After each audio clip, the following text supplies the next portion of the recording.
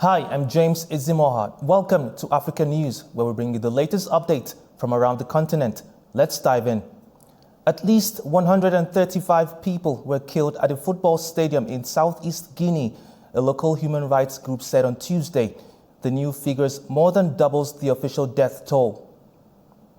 The tragedy occurred last Sunday during the final match in Nzerekore between teams from Labe and Nzerekore. A controversial decision by the referee sparked unrest, prompting police to use tear gas, which caused panic at a packed stadium, according to witnesses. The Nzerekore Human Rights Collective, citing information from hospitals, cemeteries and families, now estimates that 135 people, mostly children under 18, lost their lives at the stadium. Donc l'arbitre a donné un carton rouge. So the referee gave a red card to a player from Labe because it was Labe and Nzerekore playing the final. Then there were problems. Another player also came to protest and he received a second red card as well. That's what happened, and there were also some yellow cards. The ministers were in the stadium, in the stands, and they even came to intervene. As a result, the red cards were cancelled. Sur la tribune, nouveau du stade. There were stone throwings under the stands in the stadium area. The police and the gendarme were there. They fired tear gas, which caused chaos among the crowd. The exit was full. There was no way to get out or in. It was overcrowded. There were children, women, youth, and adults in the crowd. People started to push, and some fell. Des femmes, des jeunes, des adultes. What I want to say is that measures should be taken for people in extremely vulnerable situations. Often it is children who are affected. Measures should be taken, both at the family level and in terms of security.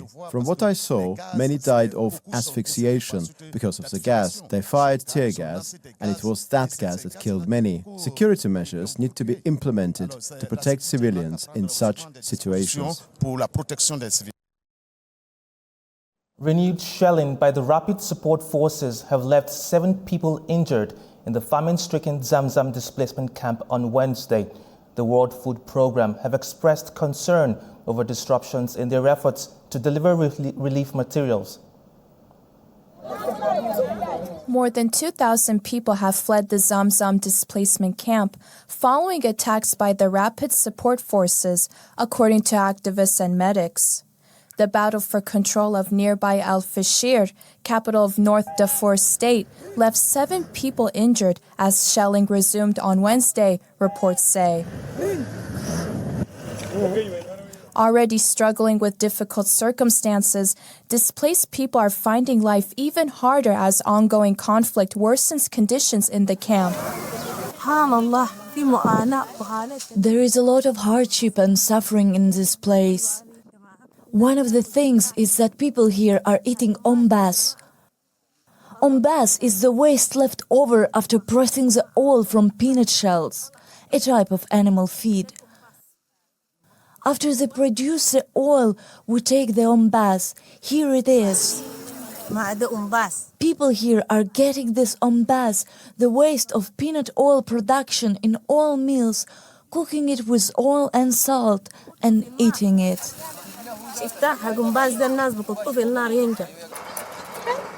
Global food security experts reported in August that Zamzam is experiencing a famine. As a result, the World Food Programme began delivering food aid to the region. However, officials have raised concern about limited access to the affected area due to ongoing attacks. These are the first WFP trucks to reach Zamzam with life-saving food aid destined for people in famine conditions in that camp. WFP is surging its food assistance to all locations, focusing on risk of famine areas.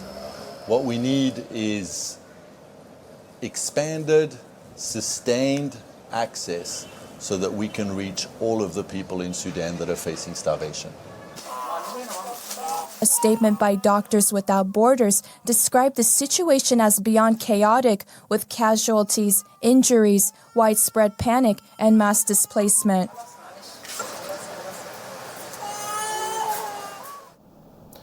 Over in Ghana, the main opposition party candidate and former President Dramani Mahama is celebrating an early election victory. A day after the presidential and parliamentary election concluded, his main rival and vice president of the country, Mahamudu Bawumia, conceded defeat, according to reports. The final results of the votes will be known on Tuesday. Voters expressed optimism over the turnout during the election, hoping for an economic upturn after a financial crisis in Ghana. Previous election was somehow shaking, and then there was a lot of, let me say, inconveniences. But this time we want it to be smoother than the previous election, so that everything will be clear. I'm very, very, very happy because of John have winning Bole district or Bole municipality. So today I'm very, very happy. All of the town, young boys, youth, ladies, old men, all of them are very, very happy. Namibia elected its first female president, Netumbo Nandi-Ndaitwah, of the ruling SWAPO party. The Electoral Commission announced this on Tuesday. Nandi-Ndaitwah becomes the first female president of Namibia. Her victory extends SWAPO's 34-year reign in power since it led Namibia to independence from apartheid South Africa in 1990. According to the Electoral Commission of Namibia, she received roughly 57% of valid votes in the presidential race, while her main opponent, Panduleni Itula, from the Independent Patriots for Change party, came second with roughly 26% of votes. She vows to keep the commitments made during the election campaign.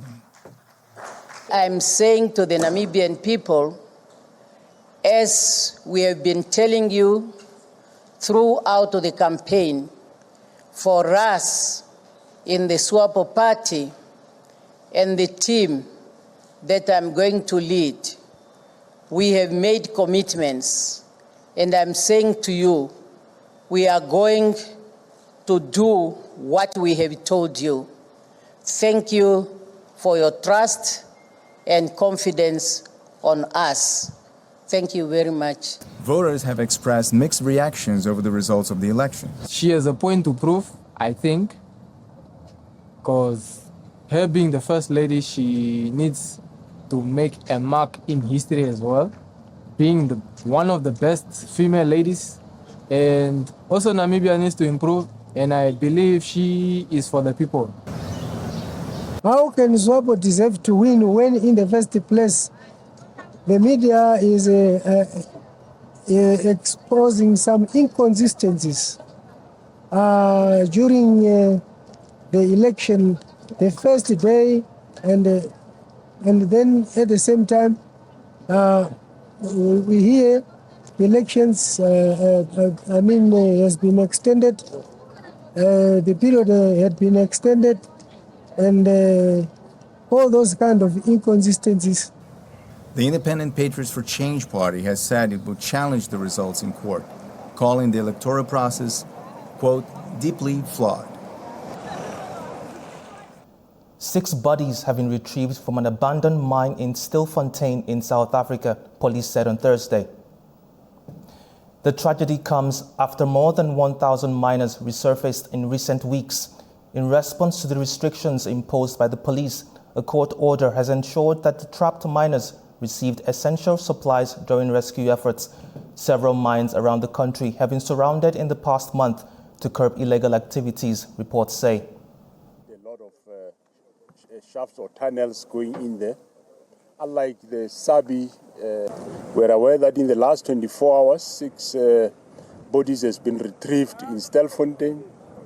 And of course, loss of life is regretted, but also we take note that the conditions of this shaft is also quite dangerous. That's all we have today on Africa News. Thank you for watching. Stay tuned to A News.